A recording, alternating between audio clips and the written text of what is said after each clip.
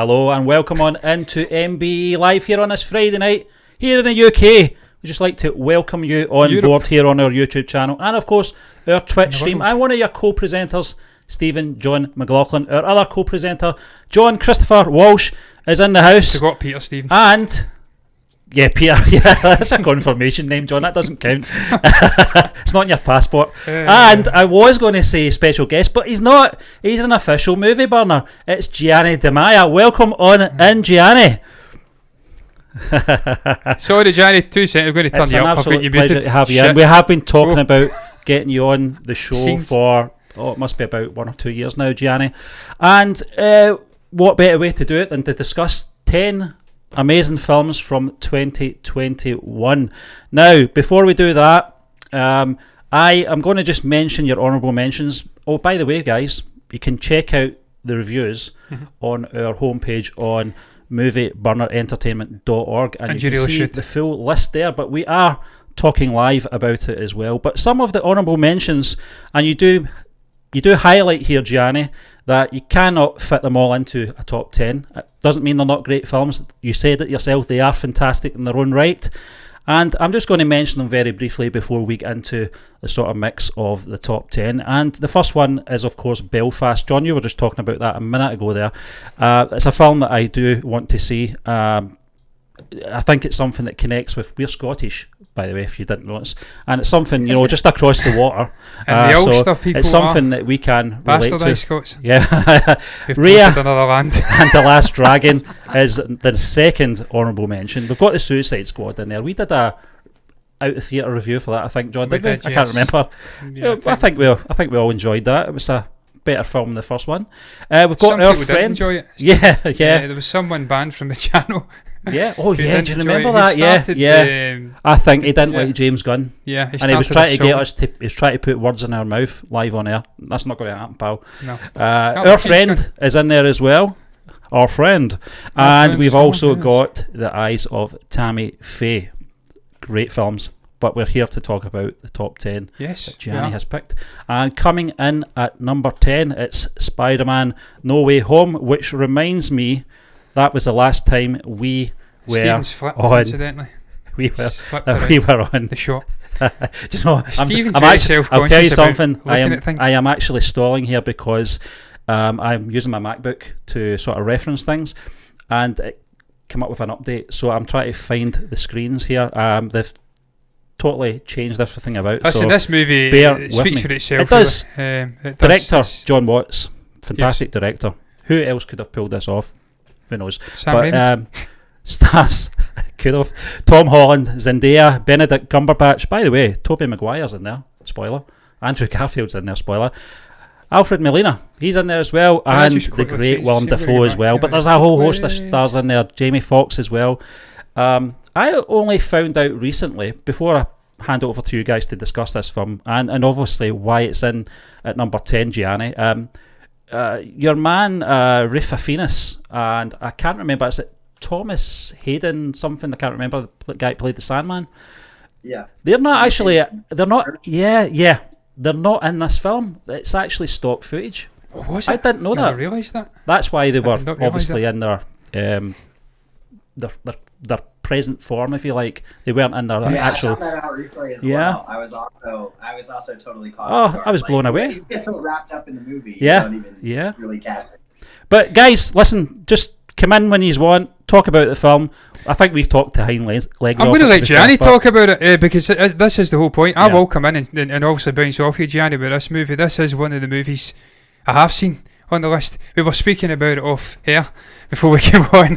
2021 was a dark year for me for Western cinema. I was watching Korean cinema, South Indian cinema, lots of other regions. I seem to miss an entire calendar year of Western cinema. I've seen a lot of movies, but sadly not enough. And I am going to, that's my New Year resolution, get back up to watching 40, 50 movies a year, because that's what I used to do when I wrote reviews. But Gianni, it is. I mean, Stephen, we used to watch an incredible amount of movies in a calendar year. Well, John, it's funny you should say that, because we were talking to Bartek last year, one of Gianni's friends, and we actually made that admission, that it absolutely nearly killed us how many films we were watching, just because we wanted to keep the website fresh. We were reviewing every single day. Why number 10, Gianni? Why is this in at number 10? Yeah, well, it's funny. I think if you had spoken to me, or if I had written the list like the day after seeing it, I probably would have been like, "This is my number one. It's the best movie of all time." There was just something about that theater experience that was revelatory. And I know you guys talked about, because I watched your guys' spoiler review as well, and you guys said the same thing. And you guys actually saw it a day earlier than me, so I really hate you guys for that. But that's a first. That's got to be a first ever. I've never heard of that in my life. We usually get it a week later. I think, in terms of actual film, I think that this is the one movie, and it's always a Marvel movie lately, but this is the one movie of last year that you have to sort of forgive it all of its trespasses, because it's just so much fun. It creates its own genre of what film can be. There's it's not just an action adventure film, and it's certainly not just like a typical hero's journey. Now it's sort of cemented itself as this superhero genre is its very own thing. Yeah. It has its own way of sort of passing into your psyche and making you feel alive and uniquely tethered to the experience in a way that I don't think other genre films can really do, or at least not do as a. So I think that if I'm really calculating it out, and I write it in the review, the film is not perfect. There's certain things with the world building that I don't think ultimately make sense. We had already sort of. There's some character decisions that don't really make sense as well. That when watching it, I seem to miss initially. Yeah. But then I watched other people. I'm like, you're absolutely right. Why would he jump off that ledge at the end and not just stick around with his friends who are in that very next moment going to forget who he is? And why not hug them? And then when that awkwardness comes out, say, look, it's all right. A strange seismic event happened. You don't remember me, but I'll fill you in. We're really great friends. There was some issues. There was some issues, but I'll let you back in, Gianni. Sorry. No. Yeah, but that's exactly it, right? It's. I don't know. At the end of the day, you can't help but just forgive it for the little nuances that actually don't work. The little ticks that in another movie maybe are not nearly as passable. And I think that for the high watermarks, I'm always a sucker for films that are more ambitious than safe. I don't know if you guys would agree, but I like The Last Jedi more than The Force Awakens, for example, right? Because I thought The Force Awakens, I think, is a better movie. But it's a lot safer. Yeah, I mean, it was 3 Star Wars movies in one of the original trilogy. It was play it by numbers, play it to multiple generations of fans and make them all happy without ever really giving you a compelling story. At least, look, we've spoken about The Last Jedi many times on here. We do have our faults with it. But the one thing I've always says, and sorry I'm cutting over you again, Gianni, I've always says is, look, you can't criticise Rian Johnson's adventurousness, if that's even a word. He always tries to shake something up, do something different, and I felt for all its faults for me that I do have, he did give us a great, compelling moment with Luke and Leia, and on a visual level, the most visually accomplished Star Wars movie. John, you've said it before. I know we're going off on a tangent. We did warn you guys we're going to do tangents in the community tab. We said we're going to do that. You did say that about J.J. Abrams kind of hung him out to dry. Hung Rian Johnson out to dry with that cliffhanger, not utilising Luke in the first movie and leaving him to sort of pick up the pieces. That's not Rian Johnson's fault. It's not his problem either. I think, if you gave Rian Johnson the trilogy, it would have been a smoother transition. Been consistent through the episodes, Yeah. So I agree with you, Gianni. If you at least go out and try and do something different, adventurous, And it pays off. The rewards are what you're seeing with this movie. Yeah. Huge money, number one at the box office just now. Did you guys watch the interview yesterday with Tobey Maguire, Tom Holland, and Andrew Garfield? I did. Speaking about it, I heard about it. Yeah, I mean, they do make some good points, and it was something that I think we might have discussed with Sin when we did the review. John, was it, and it's something that you mentioned as well in your review, Gianni, when you talk about there's a lot of emphasis on relationships, and you do get that in here. There's also an emphasis on loss. Death seems to be a big part of this movie as well. You get that sort of haunting reminder of Andrew Garfield's Peter Parker at the end of The Amazing Spider-Man, which I thought was handled perfectly. I don't think they beat us over the head. Sin had a couple of issues with the shot when he saved MJ. It didn't hang around enough. It was, but I think I've watched it a few times now, obviously on bootleg on YouTube, and I've seen it, and I think actually seen it now. I think they just did it right. I think the timing was right. You linger on too much. It's Tom Holland's Spider-Man film, to be honest with you. But, I think they handled those emotional moments correctly. Right. There was also a bit that I know a lot of people love, was the sort of reunion with Tobey Maguire and Alfred Molina. Had that little conversation they had near the end was so perfect. It was so perfect, and paying homage to obviously those Sam Raimi films as well.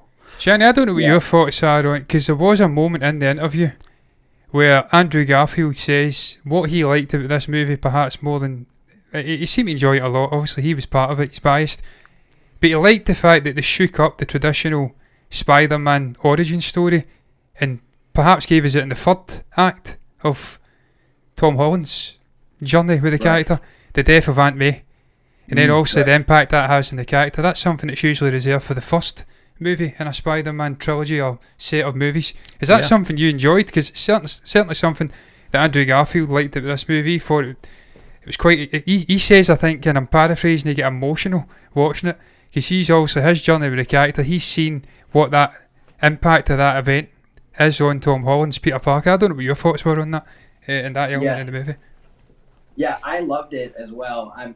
A big criticism that I would levy against the other two movies in the Homecoming trilogy, actually, what are you, Gianni? Was really that it was. You can see my whole inside poster. Yeah, I'll go to you.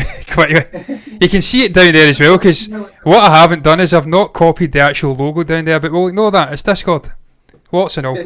I'll sort that in a moment, maybe. But no, so the other two Homecoming movies, I felt like they're a little too. Someone actually said it perfectly. They called him Spider Boy, where it was like it's a little too hinging on Spider-Man as he exists to the MCU, not Spider-Man as he exists independent of the MCU.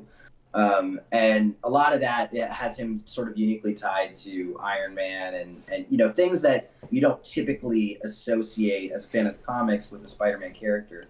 And so what I loved about this movie was that it actually, and this is maybe weird, but it actually reminded me quite a bit of Casino Royale and Spyfall in what they did to the sort of franchise moving forward, which is they really just established that, no, actually, everything that we've seen up until this point was really just the stepping stones to get him to the character that you know. Yeah. So then you end the movie and he's sort of made his own sort of scrappy suit.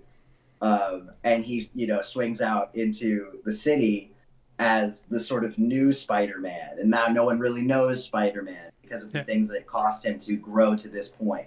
And I love that because it's a way of really acknowledging the faults of those other Homecoming movies, but saying that they were purposeful, that they actually had meaning to get him to where he needed to be now.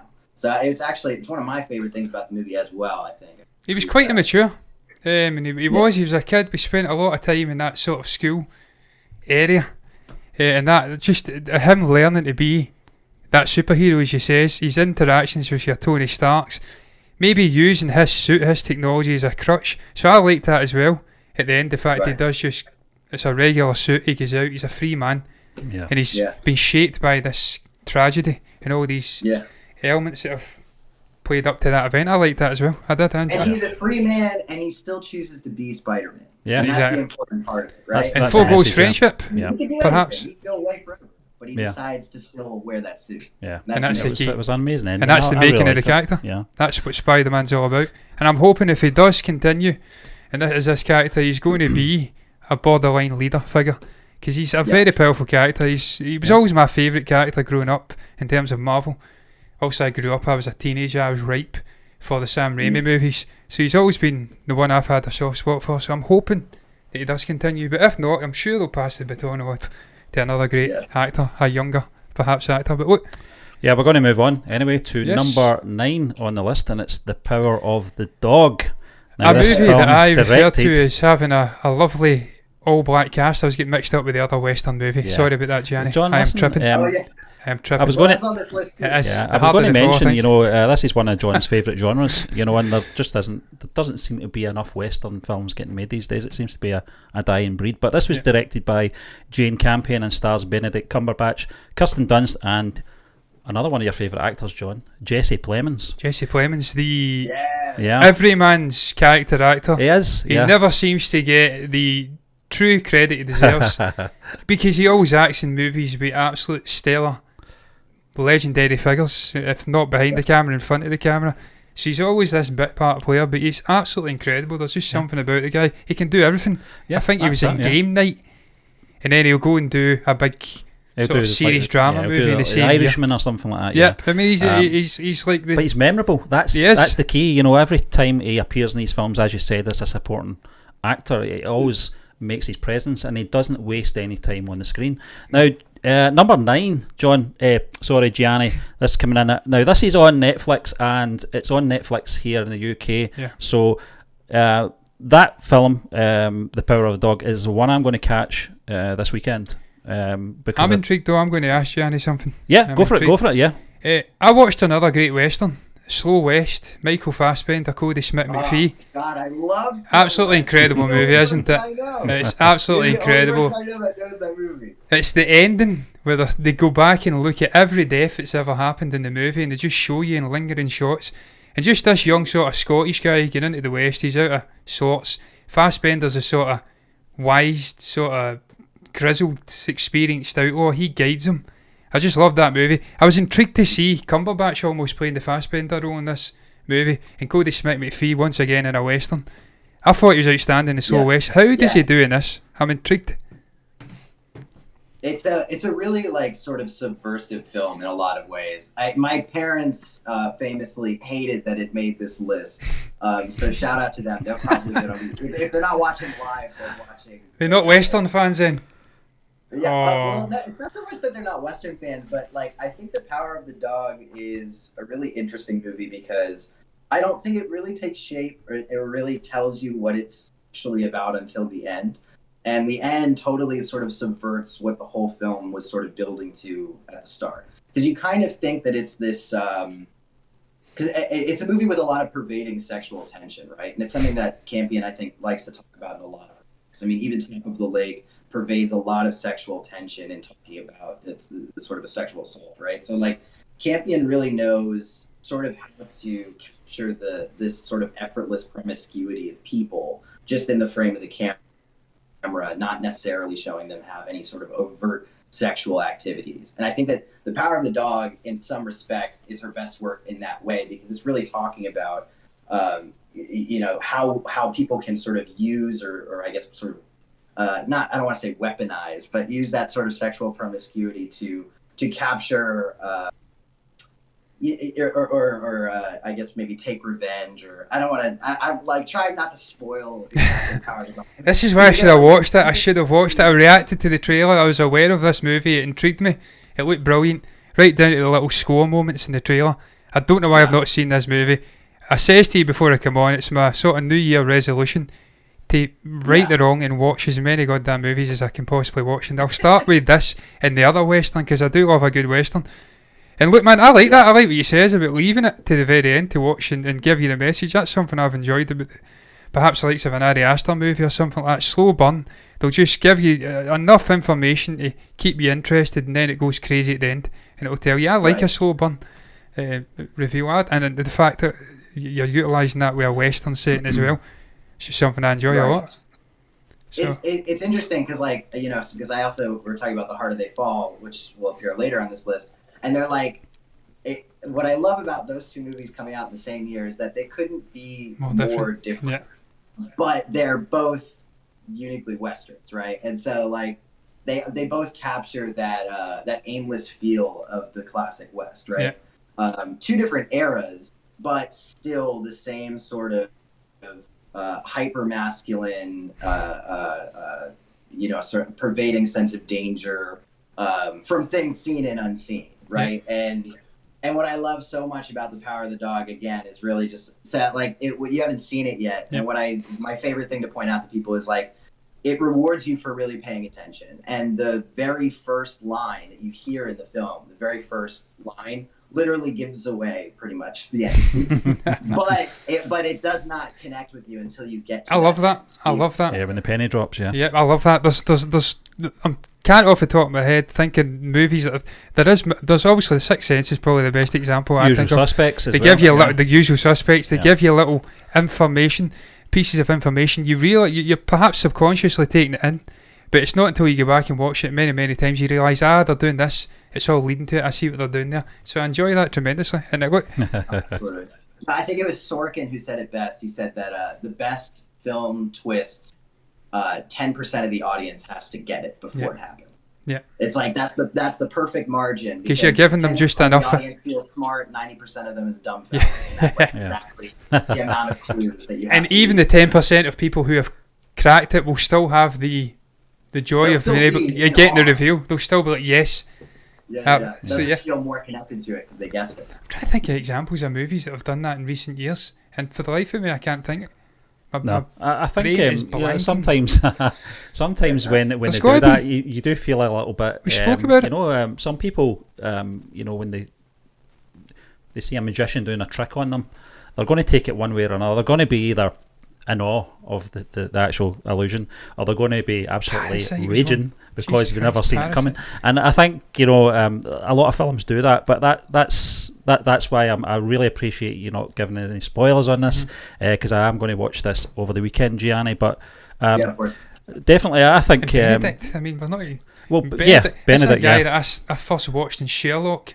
I've seen him doing a sort of mystery drama. His daughter disappears, a straight to BBC movie.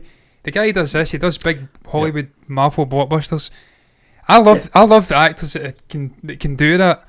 Can find time to do their small indie kind of movies. I'm not saying this is an indie movie. It's a Western on Netflix, Christ. But about to speak, I'm sure at some point, about Nick Cage. He's probably the best example. Keanu Reeves as well. He'll go off and do things that will scratch an itch, and then he'll do maybe something that will pay and make his bank balance a bit bigger. I love actors that will do this, that will go in and do different things, will test themselves. They don't get typecast in the same genre, doing the same kind of movies. And that's why I respect Tom Holland. Getting back to him briefly, he's not content just to sit and play Spider-Man till he's perhaps 35, 40. He's wanting to go out and test himself. He's talking about playing James Bond and doing different things. I respect actors that will go and do something a bit different. I don't know if Cumberbatch has played in a Western to this day. I don't think he has, that I'm aware of. I don't think this could be his first. And it's funny that you were talking about slow West, and I love that Michael Fassbender too, but his character in The Power of the Dog is almost more akin to Ben Mendelsohn's character in Slow West. It's like maybe not so infatuated with like his sort of like buffalo coat, but like the same pervasive masculinity, the same like. He is the head honcho. He is the charismatic leader that's he's going to carry everybody up. And how that character then fits into this thing is really, really unique and interesting. All the performances in this are brilliant. Cody Smith-McPhee, I think I highlighted in the review, is the true standout to me. And I can't wait for you guys to watch it. It's really it's a interesting movie to see how people react to it. Like I said, my parents hated it, so maybe you guys will. I'll give you feedback over the weekend anyway, Gianni, because I'm really looking forward to this. And I'm just intrigued, man, but just before we move on, what your opinion is on the whole Netflix thing, because we did speak to Bartek about that a year ago, and just getting different opinions. I personally like the fact that we've got a different beast in the industry, the film industry. It's not a traditional studio. It's doing something different. It is giving a voice to different kind of filmmakers. You could argue they get gobbled up. It's a huge amount of content. You'll maybe not see it. But what is your opinion on Netflix? Because for all the bad they do bad, I'm assuming. But they do a lot of good. They'll bring like a K-drama like a Suicide Squad to the eyes of maybe ignorant Westerners, and then they'll give you a zany different movie like this. Yeah. Like I think that what I like the most about Netflix's model is also the thing that I hate the most about it. That's kind of I think what you're hitting on is it's like they buy everything under the sun, and they're like they will grab as many things as possible.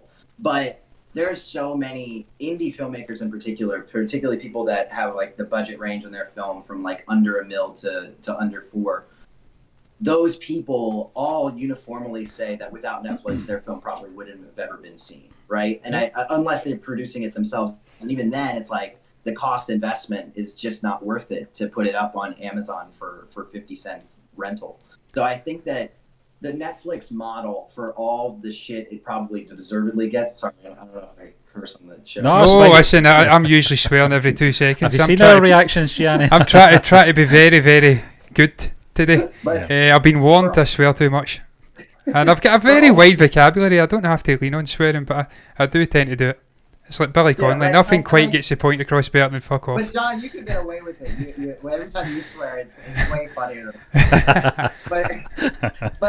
But I think ultimately, right, like the fact that they have a model that lets so many, such a wide variety of films get seen by people that otherwise just would never have gone near films like that, I think is a true testament to the necessity of the Netflix model. Now, granted, do they need to, corner their market in such a way so as to like make movie theaters obsolete? I think that's a different sort of argument and question. But I also am, and maybe this is, a little subversive of an opinion. I'm of the opinion that movie theaters will never be obsolete. No. Maybe that's an optimistic sort of viewpoint, but I think that they're too important. You know what I mean? So we said that about it. I like Netflix. I think it's cool. I have a subscription. We said that. There's nothing beats the experience of going to a darkened film theatre with like-minded people. And I says on the podcast when we were speaking to Bartek, I don't know if this is something that's just unique to me, but when I watch a movie in a darkened setting, you're one way the vision of the director and maybe the studio as a whole, what they're giving you. I remember more about the movie than if I'm sitting in the house and it's on a TV on whatever you're watching it on. I have to take notes when I'm in the house watching a movie. We've said this when before. I'm in the theatre, I don't. When you're watching a film in your home, it's a totally different experience. It's almost like fast food. You're digesting it so quickly. You've got one eye on your mobile phone or your tablet, whatever you're kind of just looking up every now and again. You're taking in the dialogue. You've not got the 100% attention that you have in your theatre.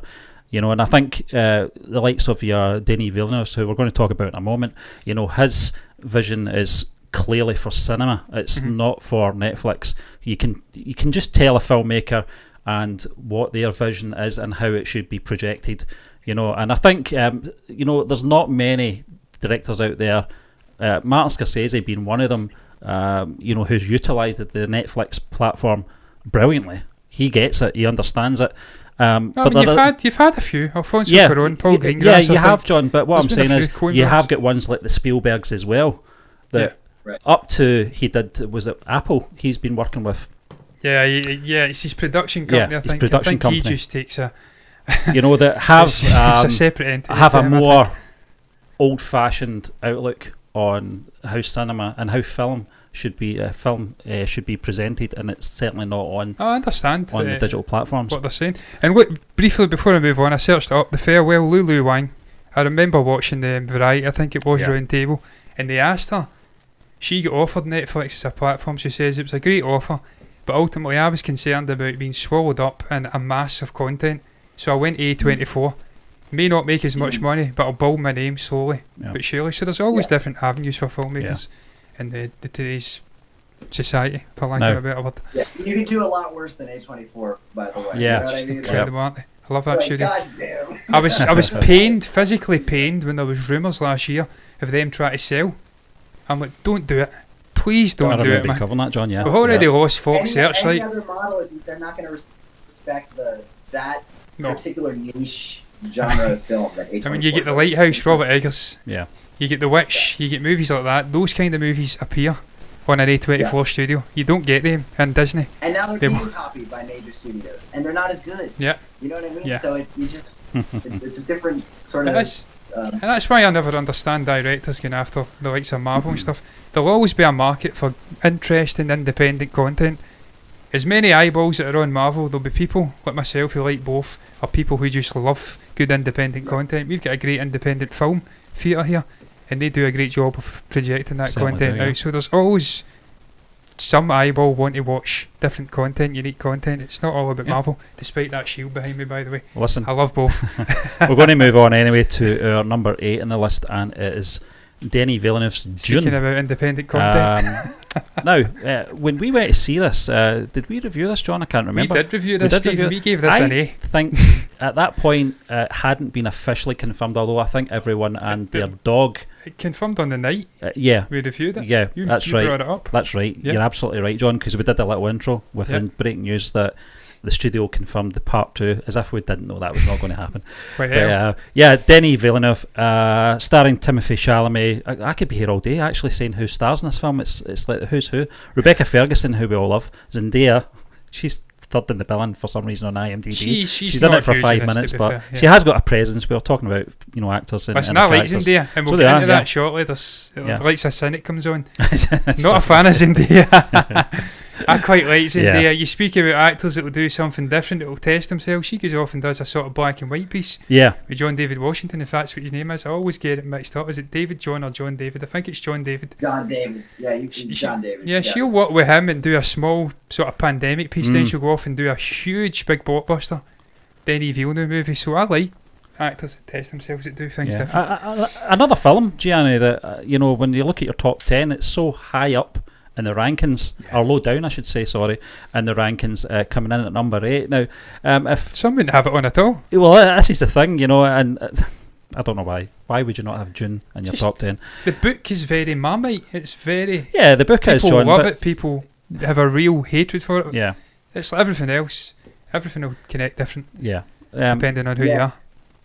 But Dune is one of my favourite novels ever. How do you pronounce it, Gianni? I'm intrigued because I've heard certain Canadian content creators on YouTube saying Dune. We say June. Are you halfway house? Are you kind of I say Dune. Dune, there you go. That's all right. That's fine, man. Both are valid. I'll not attack you. Yeah, I mean, what if I was just saying done? Like, then done on. Yeah, that'd be weird. No, it's one of my favorite novels ever. I was so excited for this movie. I'll go right here again, Gianni. I think I wrote in the review, I think my first, the first sentence of that particular part of the review, I said, to the surprise of no one, this movie makes my top 10. Because everybody who knows me knows that I love this book so much. I don't know, it's like an infectious sort of part of me. I think that it's brilliant. I think it does for science fiction and we were talking about this before, I think we started rolling, but it does for science fiction what J.R. Tolkien did for fantasy. Yeah. And I think that ultimately the movie succeeds on a couple of different things. One, Villeneuve clearly loved the source material as much as I did, which you just recognize that immediately in a director that's helming material like this. But I think more importantly, he was able to sort of take a step back, which I think people who really love material like this, like Lynch when he made his Dune, right? He was too close to it to really allow for any breathing room to exist in a new medium. And I think that if you're adapting a work, if you're not willing to actually take the risk to adapt that work, to take that work and try to, not necessarily do something different, but at least twist the things that maybe could be cleaned up, make things a little easier to digest for the new type of audience you're trying to introduce. Yeah. If you're not willing to do the legwork to do that, then you shouldn't be adapting it in the first place. Yeah. And unfortunately, I don't think that when David Lynch did it, and maybe this is sacrilegious for people who love Dune, but I stand by it, when David Lynch did the adaptation, he was too married to the source material. He wanted everything to be pinpointed exactly as it was, and the things that he did change were not changed for the betterment of that film. I mean, he changed a martial arts style to a shooting a gun, and I think that ultimately that defeats the stakes, and it's just a sort of nonsensical mess the rest of the movie. But Villeneuve was so married to this material, but he wasn't afraid to take a step back and very much like Peter Jackson, The Lord of the Rings. Right. He was saying, how can we introduce concepts like the Bene Gesserit? How can we introduce concepts like The Voice to this new audience that doesn't need necessarily the inner narration of Paul's monologue, right? How can we introduce those different concepts and make them still digestible for the visual medium? And what I love most about Dune, and I knew we were in good hands right in those first opening minutes, when they do this scene that's not really in the novel, this like breakfast scene, and she makes him do the voice to get to pass a glass of water. And I thought that was so brilliant, and it showed me immediately off the bat. I was like, Villeneuve knows exactly what he's doing. He knows how to adapt this material and make it interesting, provocative, and digestible for the new audience who's maybe seeing Dune for the first time. So there's a lot of weighty concepts still to come in part 2, and I am so excited to see how he handles them. You know, I mean, basically, like worm piss is like a real, it's like a really see how that's done well, you know. But that's that's the most interesting thing about taking novels that are a huge part of generations of people's lives and try to adapt it. When I obviously went and watched The Lord of the Rings, I'm a huge Tolkien fan. I've got atlases of Middle Earth and Second Age, Third Age. I've got everything. I've read everything with this man. I've seen people doing the same thing back then. The adaptation. Why have you took Tom Bombadil out of the movie? Why have you did this? Why have you put this in? It's a different medium. Yeah. It obviously hits off differently with that very different audience. You can't manifest the same things that are done in a book onto a screen and have it work.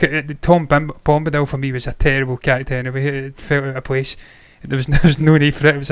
It felt like a side step. It allowed us to give these hobbits these swords from the Barrow Downs just outside the Shire. It was unnecessary for me. I personally loved the fact he cut that character out. I hate that part of the book. When I read it, I kind of skip it. But you see, it's what you're saying there, Gianni. You have different opinions. You have people saying, oh, you have to do it bit by bit or it's not a faithful adaptation. And you have likewise people like me or you, different, me with Lord of the Rings, you with Dune. You're also a huge fan of Dune, what Herbert did.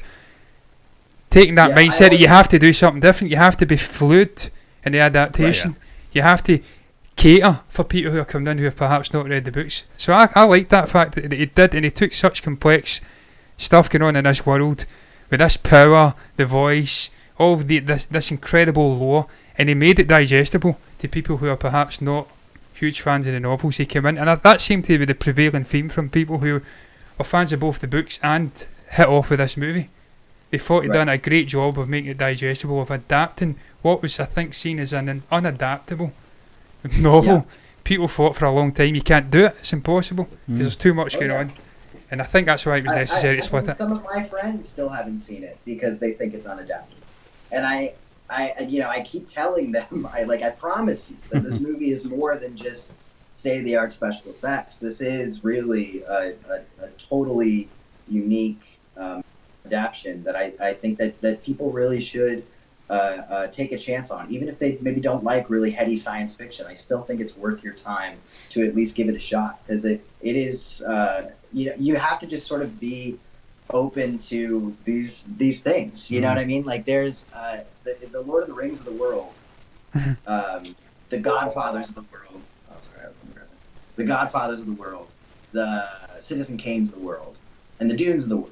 You know, these things that completely cement the genre and what it's meant to be and what everybody's sort of trying to achieve, like this sort of ultimate goal of art. And I think that Dune is obviously in that conversation as well, at least in the novel form. And I love that Villeneuve is chasing after it. And it's a dream that he's had for a long time, and I'm excited that he did it so well. You can feel that passion. Yeah. You can feel that, why he was so fired up when there was talk of it going straight to a streaming service. He didn't want it. And by all accounts, it's the hardest he's worked. Do you guys believe at any point the studio were not considering doing part 2? Apparently there was talk that the performance on the streaming service trumped the performance in the theatres. That was the talk building up. How it performed on HBO Max, I think it was, would be more important to how the actual box office numbers were. That was the talk, and if it didn't do well, they wouldn't do it. Crazy. Thankfully, it did very, very well in the theatres and on the streaming service. So it happened. Obviously, you need a part 2. Yeah. And for a last part of me getting into the theatre, I thought it was like a last chance saloon by Villeneuve sticking part 1 in later on, because I don't recall it being Dune part 1 in the build-up. It was just Dune. I thought he stuck that in like to force the hand. Look, you need to give me this second part. You have to give me it. And you watch the movie, you need it. You absolutely need it watching the movie. It's incomplete. As great a movie as it is for me, it's definitely incomplete. There's a story to be told. And obviously Zendaya's at Shanna. John, you say it's incomplete, but you know that ending was very satisfactory to me. You know, but it's probably because you know, I did know that part 2 was coming, and there was a bit of comfort in that. But I think the way he ended that film was just perfect. I don't think it was ended in a way that was too cliffhanger-ish. It was there was something about it that said there could be more coming. You know, if you're not aware of it, you've not read the books, and you get into this fresh, like I would imagine some people are. This story can continue on. This is a large world we're dealing with here, and so many characters, and you know, so many layered stories going on. And I think the way that the director handled this film was excellent. If he wasn't getting a second film, which I think the studio would have been absolutely mental not to do, but as a standalone film at the moment, I think it works. It really does work. You know, it's not a case of... I mean, you've got the growth of Paul Atreides. From this young guy that's unsure of his place in the world, unsure of whether he can lead, to the end becoming a man and deciding, no, look, he's stepping out from his mother's shadow at the end and saying, nope, this is my journey. I've foreseen it. This is who I have to be. And he becomes a man at the end, if you like. And I loved that. Now, I'll be your Huckleberry. This is the man we're going to be talking about next. Oh, I love Val. It's the man. It's Val. Now, this is coming in at number 7. And listen, I know, guys, I'm slightly older than you. And I kind of grew up with I this actually guy. don't know how old Gianni is, so I may be slightly older than him as well, to be fair. I feel incredibly old these days. Now, I feel about 90. This premiered on Prime Video, I believe, on the 6th of August last year. We both have Prime Video, so we've got no excuses not to watch this. And I do love that. And this was a surprise. This was in your list, Gianni, for me anyway.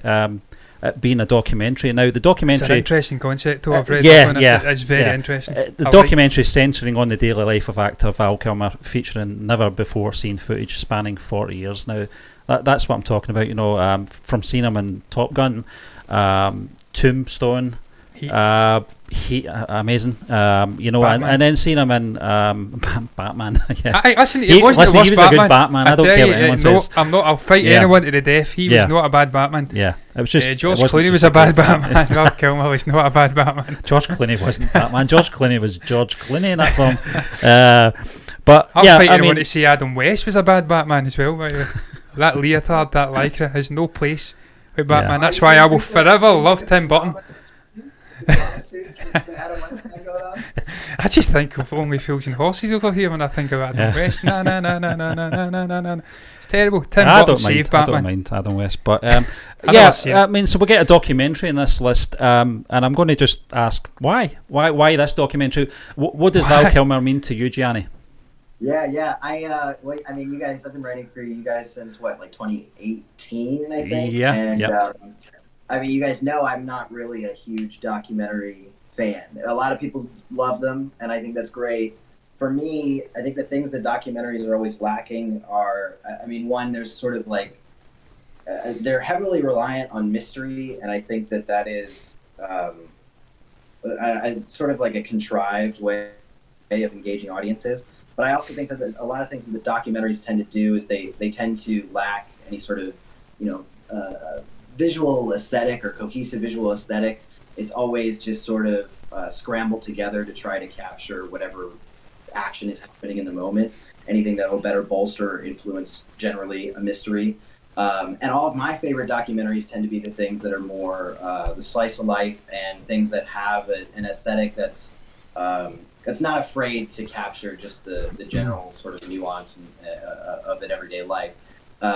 My favorite documentaries and Grey Gardens I think was really influential for me, and then I loved Citizen4 as well because that's like sort of there is a central mystery to that, but at the end of the day, it really is just about how he's coping with his new life, basically on the run from the American government.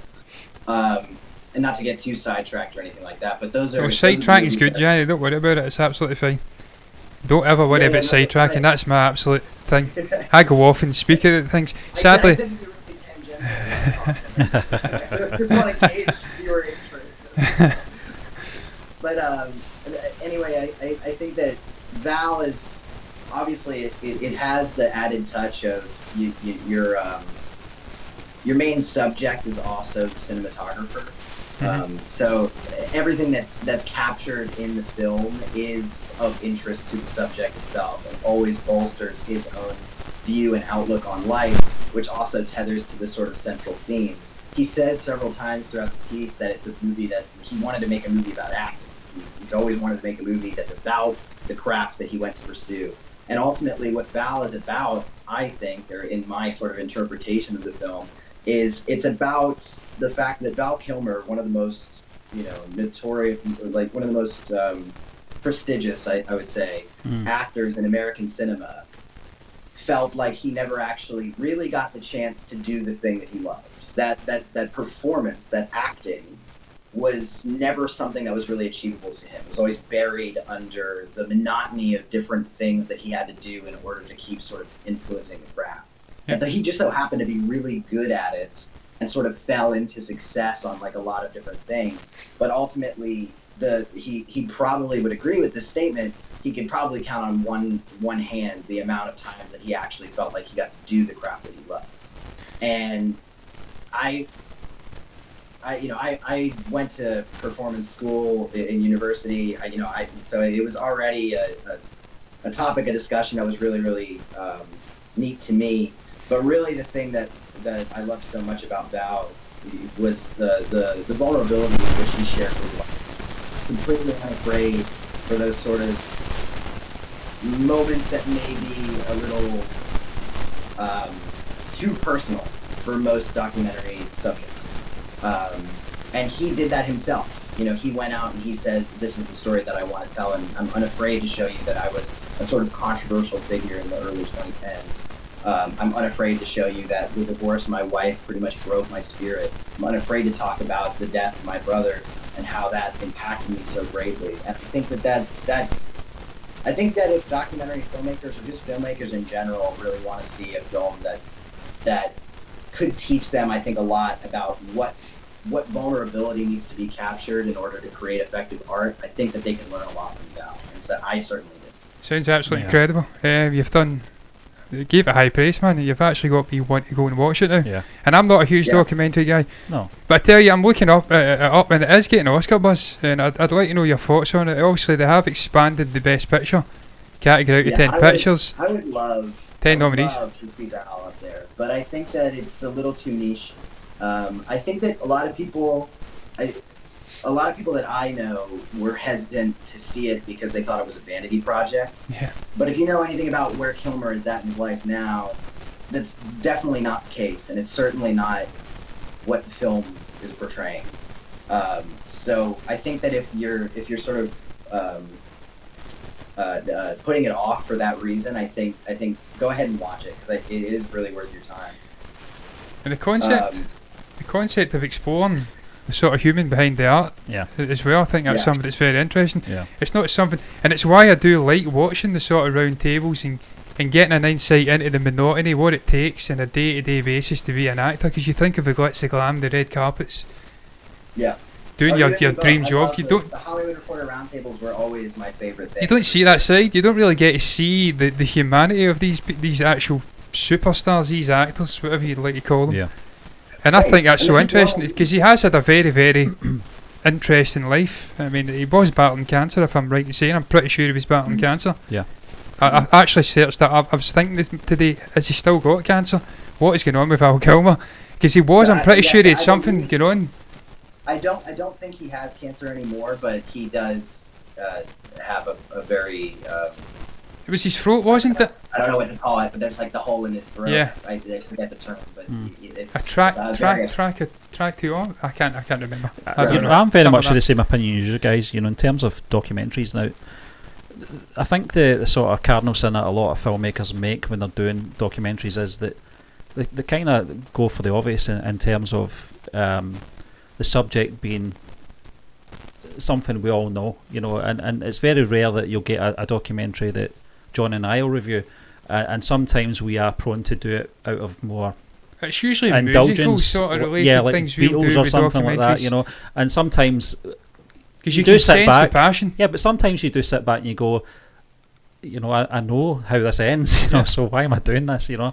In terms of and one like this, the only other one I can really think of that I've not seen Val, was probably Jim and Andy, the Jim Carrey, Andy Kaufman crossover documentary that Netflix did about 3 years ago, in terms of getting into that sort of actor's headspace. And that kind of thing intrigues me as well. And you mentioned the round tables there, John, and that's something that fascinates me. And the actor on actor, when they speak that's an about amazing their lives series, and yeah. obviously what goes on, the aspects of being an actor, I just find it so interesting because it's not something we ever really get to explore. No. We just see them as these larger-than-life figures on the camera. We don't get to see the other aspects, and you see the likes of a Chris Evans or something like that, or a Mahershala Ali, and it hits home how eloquent they are. And how, I mean, Chris Evans in particular, you think of him as being Captain America, but the guy is very, very intelligent, and he's a very good communicator. Mahershala, you expect it. It's just that aspect, seeing different sides of these big names, if you like. I find it so interesting. And that's what's maybe drawn me to this, more than anything, how you've described it. He is showing warts and all.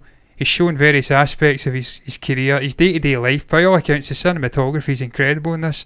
Yeah. I'm talking about that, getting a potential Oscar nomination, and he's the guy who did it. It is really nice. I mean, I love cinematography that's just effortless. You know what I mean? And you know, with documentaries, it gets like into that weird sort of space of like, you know, how much of it is really like a plan sort of. But I also think that some of the best cinematography is like these unplanned magical moments, like.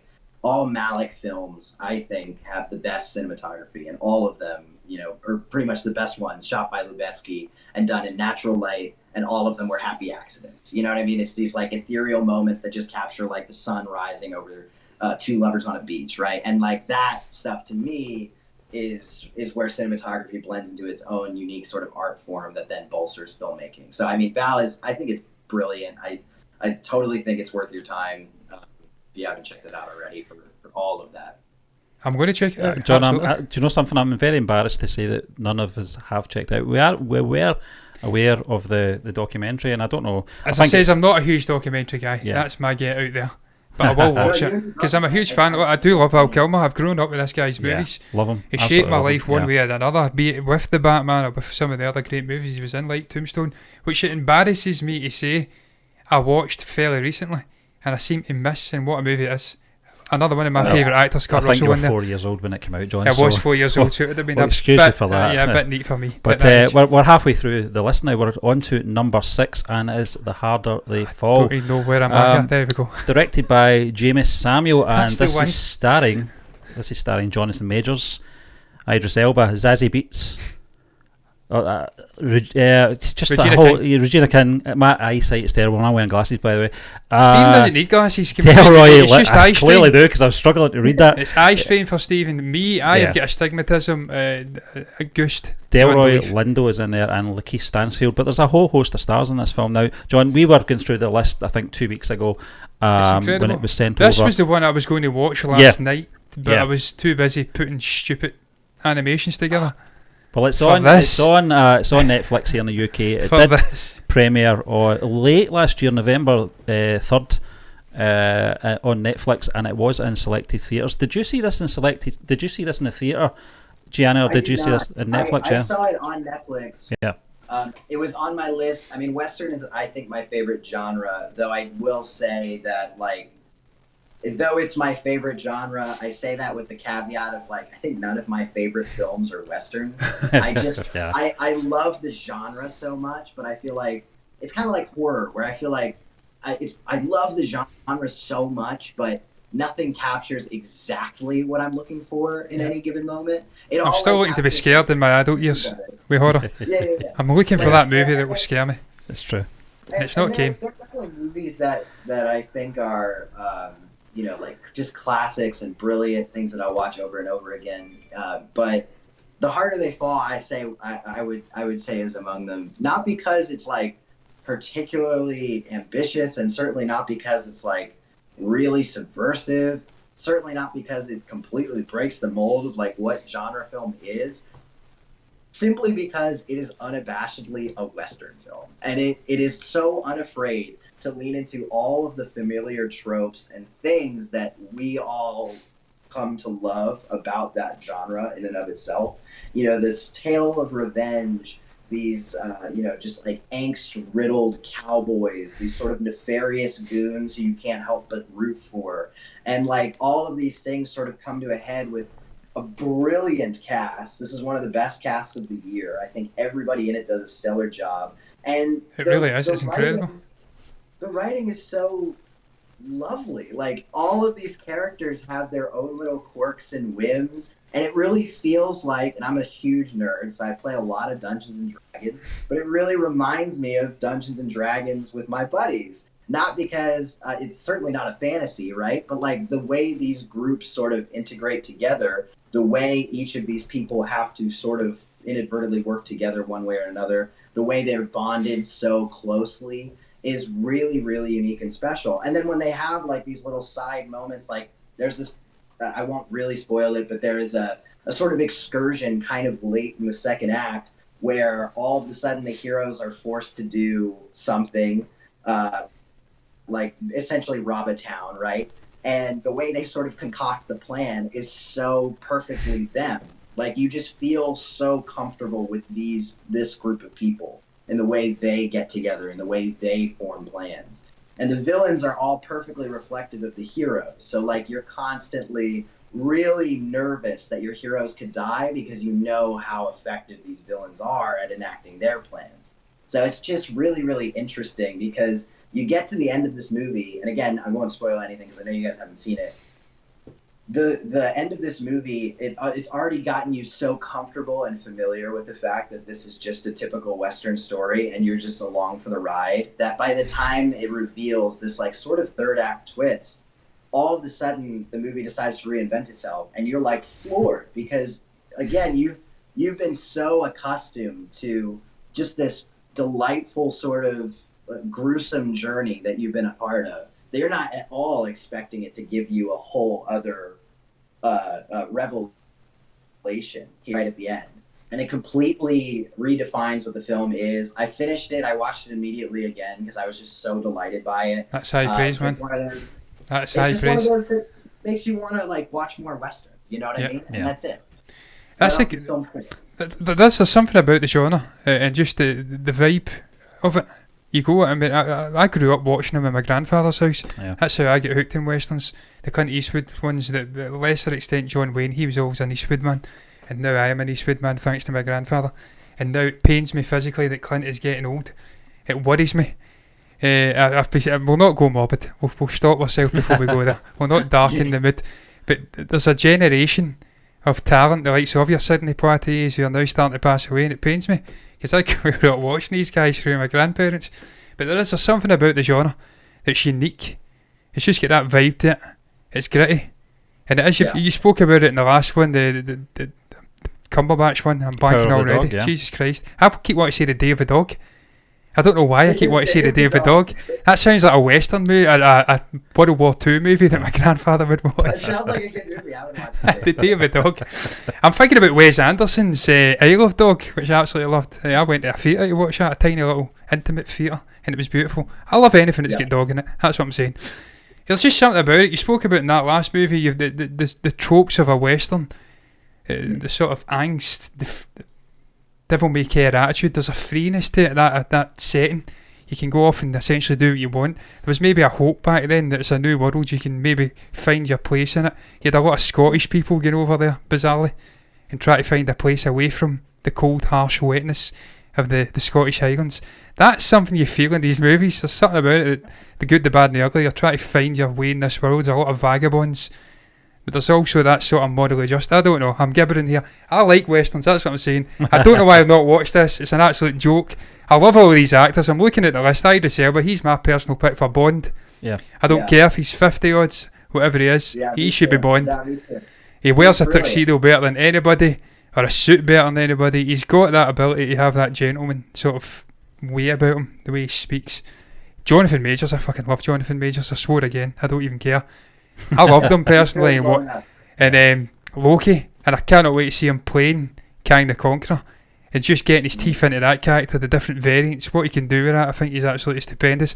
Defy Buds photograph he sent over, Gianni, you were wearing an incredible Defy Buds t-shirt. I thought he was outstanding alongside some really veteran actors. Robbed of an Oscar, movie.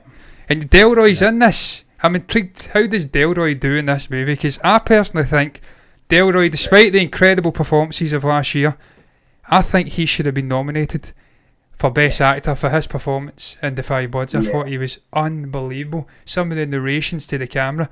So it's an incredible cast. And what they're doing, man, in a sense, and kind of just shaking up a traditional Western, which would usually be all white. Let's be honest, it would. With some Hispanics in there.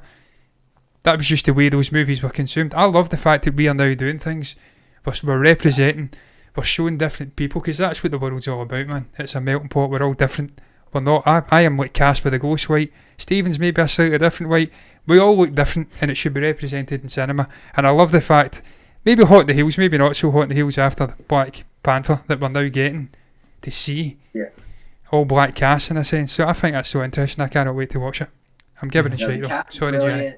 Delroy is great. To answer your question from earlier, there is a fun tidbit that I'll tell you, and then we can move on. But have you guys seen Watchmen, the HBO miniseries? I have not. I've seen the original movie. I've seen the trailer. Again, we react to a lot of things and say we're going to watch it and don't watch it. It's brilliant. You should definitely watch it. But there's the opening scene actually shows like a pretty brutal part of American history. But one of the kids in the opening scene, the thing that he's watching this character named Bass Reeves, this famous black sheriff back in the Old West, who's notorious for capturing what became the Klan members of the day. And so he was looking up to this Bass Reeves character, ends up sort of inadvertently creating a sort of superhero alter ego around him. But that's for later in the show, as you'll come to realize later. But anyway, the point of me telling you this is that the character that he's watching, that Bass Reeves character, was actually a real sheriff, did that in American history, and that is who Delroy Lindo is playing in this movie. So, that's a perfect casting, man. The Harder They Fall is like a historical fiction, so it takes real life characters and then just sort of embellishes them into this narrative. And that was kind of like Tombstone. It was based on a real story, but there was a lot of embellishing with the likes of Doc Holliday. We never really knew what happened with Doc Holliday and your man, I'm blanking on his name, Johnny Ringo. Oh, Johnny Ringo, We never really knew what happened, who killed Johnny Ringo, but the way they fill it in Tombstone, so I enjoy that as well. And there was another one that I like, taking sort of familiar events in history and then giving a little bit of fiction twist on it. I think it was Overdrive. Mental violent sort of zombie movie. World War II. J.J. Abrams' company was involved in it. I digress, I'm talking crap. I like looking at this movie. These are all movies that I've reacted to. John, they're accessible as well, which is the best thing about it, you know, and it's certainly another one I'm going to try and watch over the weekend. King. Jesus Christ, man. We'll move on to number 5. It is The Last Duel, directed by Ridley Scott. And this is a point in the stream where I start losing the plot with graphics, so we'll see movies coming up that shouldn't be. Matt Damon, Adam Driver, Jodie Comer, and I think Ben Affleck's in there. I know he did write part of the screenplay. Ben Affleck. He's got a blonde haircut. His haircut is god awful in this movie. As a man who has no hair, he'd be saying that is. I did not recognise him in that poster. Oh, that's him there. I don't recognise him in the movie either. He's got like the Jake Paul sort of soul patch going on. It just looks weird. He's almost got the same kind of jaw as your man who played what's his name, Michael Shannon. He kind of look about him when he played General Zod. But anyway, I digress. This coming in at number 5, Gianni. Ridley Scott, we all love his movies anyway. This is one, John, that you were talking about for talking about this for months on a long time. Yeah, the last. I watched the first 10 minutes of this movie, man, when it released, and I've still not seen this movie. What is going on, man? How have I missed this movie? Yeah, I cannot believe I've not seen this movie. It's not just that, Gianni. I was talking about colour palettes and stuff like that. I love the palettes. I love what they're doing with this movie. The vibe, it just feels like it's hopeless. There's something going on. It's just foreboding the way, everything about the cinematography. I loved it. I don't know, I've not watched this movie. I love Adam Driver as well. I think he's underrated. He's rated, but still underrated for me. Adam, I just love him. Yeah, every time I see Adam Driver, I'm always like completely captivated. There's just no depth that man is on. Have you seen Marriage Story, Gianni?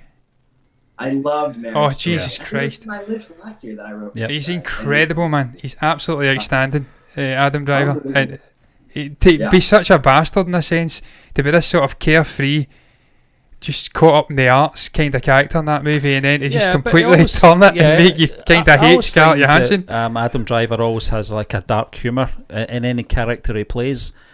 You know, whether that be in a Star Wars movie, or what was the one he did with the heist with Channing Tatum?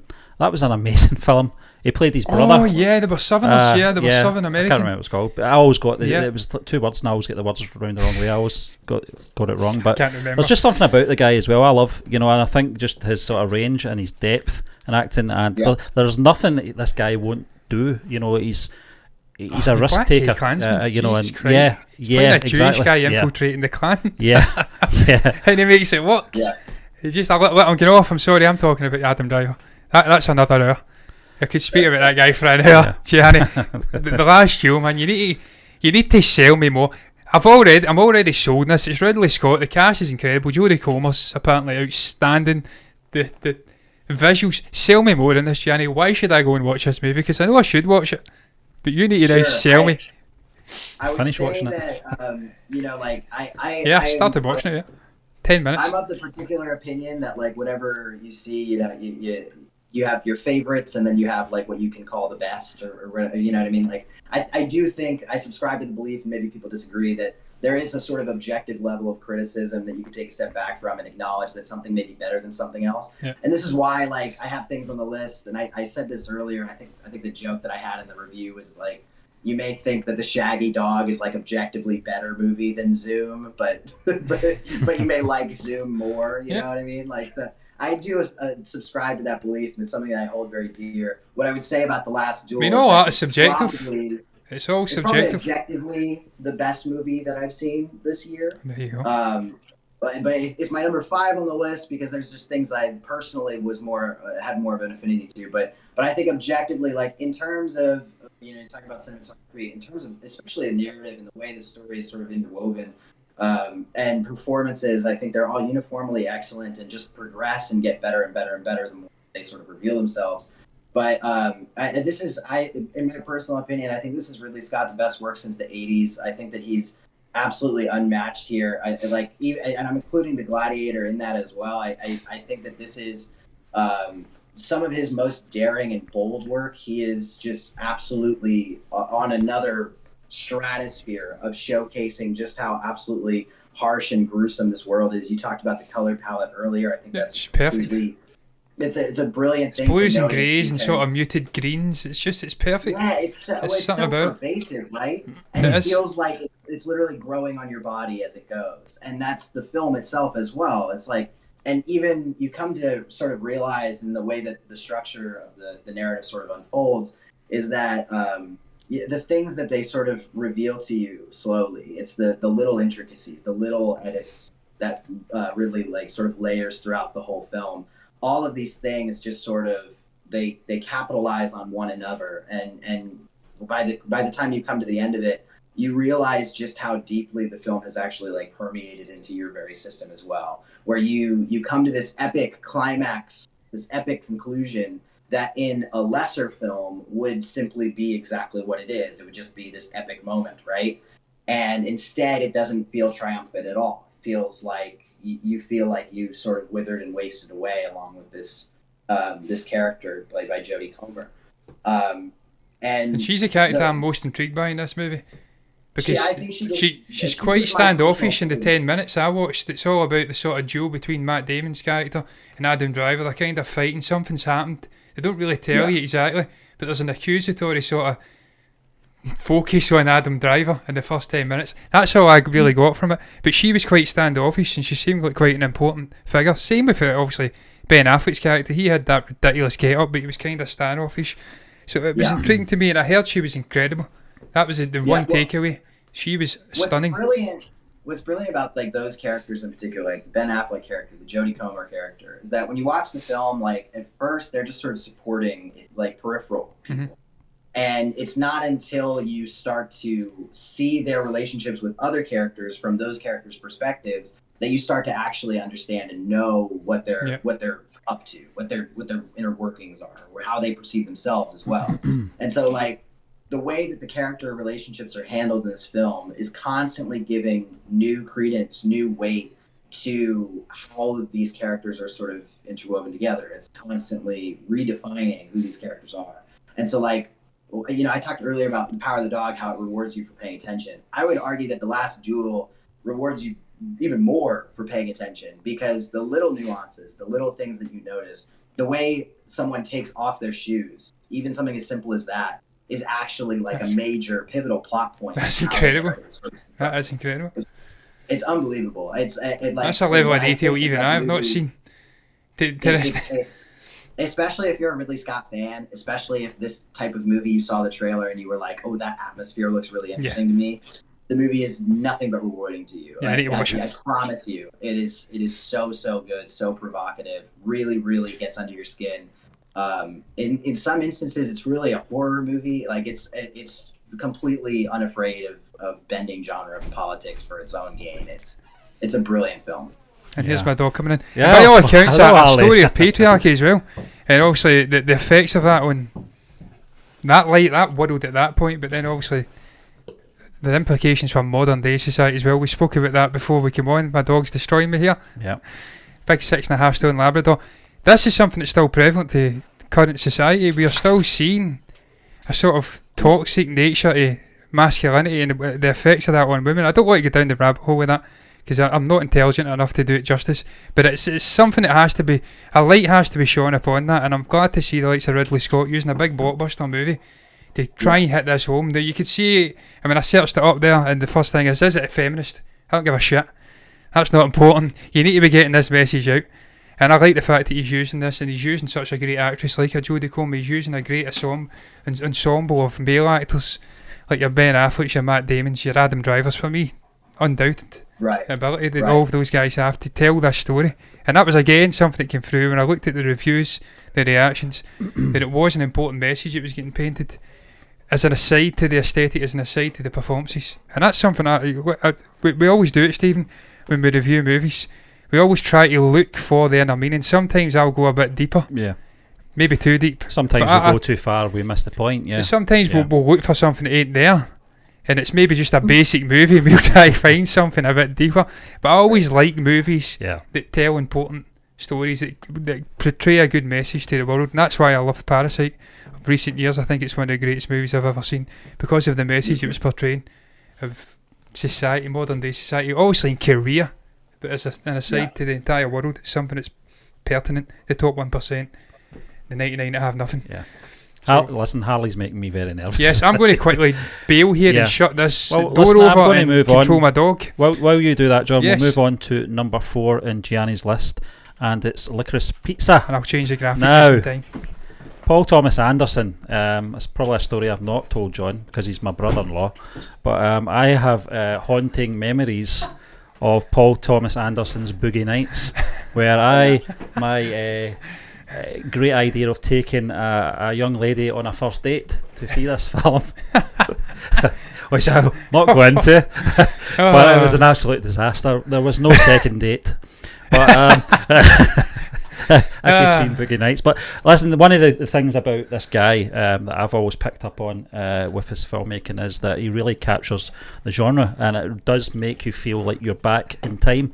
And I think Paul Thomas Anderson, although we've not seen Licorice Pizza, I've read the synopsis, and I'm getting that vibe that this is obviously it's a very good film in your opinion, Gianni, because you've got it at number 4. But Alana Haim is in there. I'm just getting some feedback. Yeah, just checking the audio. I brushed Cooper against Hoffman, the mic. These mics Sean are very Penn is in there as well. Why is this your number 3? And this is one that, as John said earlier, I mean, it's Paul Thomas Anderson for a start, so you know you're getting some level of excellence with this guy. There's certain directors on the planet living and obviously deceased, but you just know if they produce a movie, it's going to have a degree of brilliance. So right off the bat, that's why it's there for me. Yeah. But I'll let you speak, Gianni. Sorry. Yeah, no, I mean, you're absolutely right. I mean, Paul Thomas Anderson is one of those people that anything he touches is going to turn to gold. In my mind, he's my favorite working director today. And I think that, Boogie Nights may not be an optimal date movie, but it certainly has its place in modern American cinema. Just in, I mean, I've never seen somebody that was able to be such a fan of film that then communicates that into such a unique and interesting new sort of narrative. And I think that what's brilliant about Boogie Nights in particular, just before we get into Licorice Pizza, is like it took all of these brilliant ideas that he was so infatuated by in Scorsese films at the time, and then just reintegrated them into this narrative that he wanted to tell about this new up-and-coming porn star, this rise and fall of this porn star. I think it's brilliant, and I think it just goes to show how unique Paul Thomas Anderson's mind works. He's just constantly sort of taking all of these bits and pieces from film that he loves, and then just sort of making them into this eclectic mesh of these brilliant, nuanced characters. And Licorice Pizza is no different. It is it's probably the most similar film that he's done to Boogie Nights. It's also probably the most similar movie he's done to Punch Drunk Love. But I mean, like at the end of the day, like, you're just sort of splitting hairs, because I think Licorice Pizza just sort of lives in a realm of its own. It's I think I said this to a friend of mine, and I definitely stand by it. In my mind, Licorice Pizza stands perfectly with like the trilogy of films with Dazed and Confused, Everybody Wants Some, and Licorice Pizza, where they're all like these unique coming of age stories in like American 60s, 70s, 80s. Mm-hmm. And they tell like these like cute, nuanced little love stories about like just different ways that we can look at love. And I think what Licorice Pizza does that other romantic comedies don't do is it does reinvent the plot structure of a typical romantic comedy, where like the romantic comedy, as we all sort of know and understand it, is it's like guy gets girl, guy loses girl, guy gets girl back kind of thing, right? And I think that what Licorice Pizza aptly does is it plays with the idea that, okay, what if he gets girl, loses girl, gets girl, loses girl, she loses him, then he gets her, then she gets him back, and like it completely just sort of deconstructs the narrative. That was almost like Block there. Girls who are boys who need girls who have girls. It's just so ingenious how it sort of realigns itself in that genre. It completely reinvents the genre. I would not be surprised to see lesser filmmakers try to copy what Licorice Pizza did to plot structure in their romantic comedies moving forward, because it's just that inventive and brilliant. Hopefully with Meg Ryan. He's also like, Meg Ryan. I'm not thinking Meg. You got Dale too. You're going to see a lot of different ways. But I mean, like, I was watching beyond all of that, you have Alana Haim, who I think is truly and honestly carrying the film. I think she gives one of the best performances of the year, and I'm a huge Haim fan in general. I'm actually going to see them in concert in May, which was like a Christmas present. So I'm I'm like a big Haim nerd. I was sure in the other room. It's a thing, but like I was so nervous, and I think I wrote this in the review. I was so nervous to see the movie because I was worried. It's like all the Haim girls are in the movie, and Paul Thomas Anderson directs a lot of their music videos, and that's cool, but I don't know if they can really transition to performance. I've seen tries and I've seen fails from many great musicians trying to work their way into this. And I think what Paul Thomas Anderson did here is he crafted a narrative that is so intrinsically tied to her as a performer that you cannot imagine anybody else taking over that character instead of her. She is so perfect and uniquely brilliant in that role that it just cements that performance as like one of my favorite love story performances of all time. Licorice Pizza. I mean, it's an absolutely charming story. Every single scene of it is you'll just have a smile on your face from beginning to end. There's really nothing more that I can say than that in terms of like why people should watch it. I think it's just so charming. And ultimately, this is why when you do have the likes of your Meg Ryan's coming out and say and perhaps pining for days have passed where the rom-coms were aplenty, maybe varying degrees of quality, they should shut their mouths, because if you've got a director like a Paul Thomas Anderson or someone like-minded who can create something different and reevaluate what it means to be a romantic comedy with obviously drama in there, it will get eyeballs. The genre will come back. If there's enough like-minded people doing something different, it will come back. And I keep getting back because they're constantly attacking blockbuster movies. Blockbuster movies have been in existence for ever. Yeah. There's always been a market for zany different movies. The likes of your Nolans have done it, your Tarantinos have done it, going all the way back, man, for decades. There's always been that director doing something different. Shut the fuck up about it, stop attacking and go and make some great movies like this, which I'm going to watch because of what you said there, Gianni, because it's great words.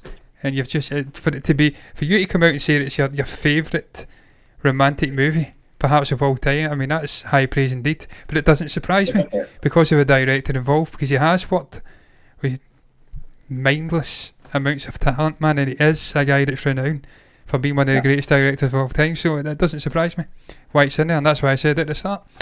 But it's very difficult to speak about movies when you've not seen them, so this is why I should have watched a lot more of these movies, because I'm sitting here and I'm talking and I've not seen the movie, so it's annoying. Number 3 on the list is an Apple original film called Coda. This was directed by Sian Heder and stars Emilia Jones, Marley Matlin in there, Troy Kotsur.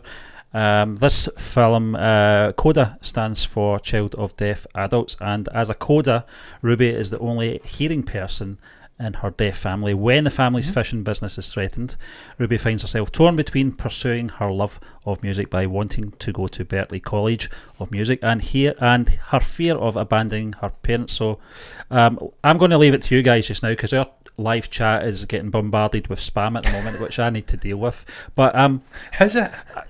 I like these type of films. It does say comedy, drama, music, but judging on that synopsis, it does sound quite drama based as well. But I mean, the concept of obviously your family, your entire family not being able to hear and you being the only person, if I'm reading that right and picking that up right, that is a very interesting sort of thing to drop in just as a minor grenade to start a movie off as the foundations. That sounds very interesting to me. I'm looking at the poster here and it's won a wide array of awards, so it's obviously got something about it, and the fact that, Gianni, you have put it in, it's so low down your list, well, high up your list. It's kind of low, it's high, I don't know. I said that as well. It's obviously a very, very, very good movie, so I'm going to let you speak about it, Gianni, and I'm going to stop talking. Period. Low in the numbers, high in the list, you know? High in the list, high in the list. Coda was my parents' pick for number 1 on my list. I'm looking at Rotten Tomatoes, Gianni, man, and it's usually a good barometer, 96%. So it's excellent. It is.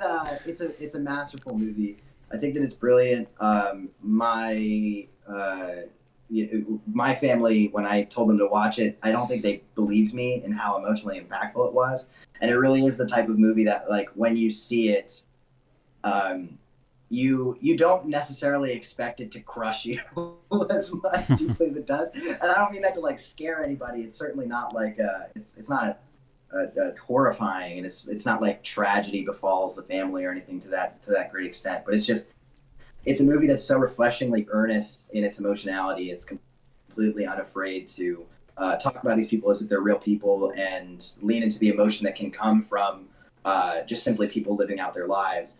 Coda just has the sort of added benefit of also introducing you to a society or world that we as hearing people may not necessarily understand. And I think that the apt choice to cast actors that actually were deaf just only better bolsters exactly how impactful the film can be when it gets to those truly penetrative emotional moments in that late third act. But I mean, uniformly, the film is just excellent. I mean, all of the moments that I love the most in the film, these like really, really palpable, emotive pieces, like them sitting and watching this like concert, all of them hanging on the backs of the direction, and I think that that's something that I'm not seeing a lot of people talk about with Coda in particular, because a lot of people are talking about Troy, and a lot of people are talking about how incredible he is in the film, and how incredible some of the other performances are in the film. A lot of people are talking about how good the writing is in the film, in really ingraining you and getting you adjusted to these characters and their lifestyle, making you familiar with all their plights and whatnot. And I think that that's all true, and that's all deserved praise.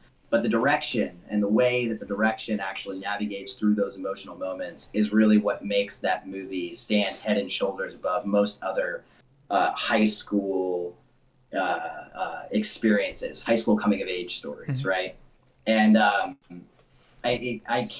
really can't recommend it enough. In terms of like awards conversation, it's the only film I think on the list that's really hanging in there, and it's definitely my choice for Best Picture, my personal choice for Best Picture. Just because I think that it cumulatively, I think it represents the sort of emotional movie that the state of our society really wants or really needs right now. It's the type of film that I wish I would see more of, because I think that there is something really earnest about a film that just unabashedly wears its heart on its sleeve, and I wish more films did that. And ultimately, I mean, it's a movie that I can't even really talk about much without feeling an emotional connection to it. And what more is film for than that, right? Absolutely true. It's definitely worth it. Yeah. Listen, I'm not even going to waste your words by even trying to speak over you, because I can't do better. But you know something? I think we touched on earlier in terms of streaming services, and this being on Apple TV. It just sort of justifies the argument of certain films do have a place on in different platforms. It's on Apple, isn't it? Yeah. They, in fairness, did position themselves pretty early on. It seemed to come about quite quickly, that service. But and early on, they did position themselves as being a sort of streaming service for more highbrow film. Yeah. And by highbrow, I don't mean I mean the high quality content. They were trying to differentiate themselves from maybe a Prime or a Netflix, who, as you says earlier, Gianni, will buy up everything, regardless of the quality. They put early doors. They did position themselves as that sort of studio that was going to put out high quality. I personally don't have a subscription for Apple TV Plus, despite the fact that I have just bought an Apple device, and I should be getting it for free. If I'm not right, you're not. Yeah. I think you get 3 or 6 months or something like that free. Yeah. Do you? Yeah, I should have it then. For a long time, I think. Yeah. Just remember to cancel it. Cancel. Yeah, listen, we've got that. I've got every streaming service going. I don't know why I've not got Apple. I'm an Apple fanboy, and I'm unabashedly so. Come at me, bitches. Android users. I don't know what you use, Gianni. It doesn't matter. What am I doing here? Stephen, sorry I interrupted you. No, I was going to move on to our next movie, coming in at number 2.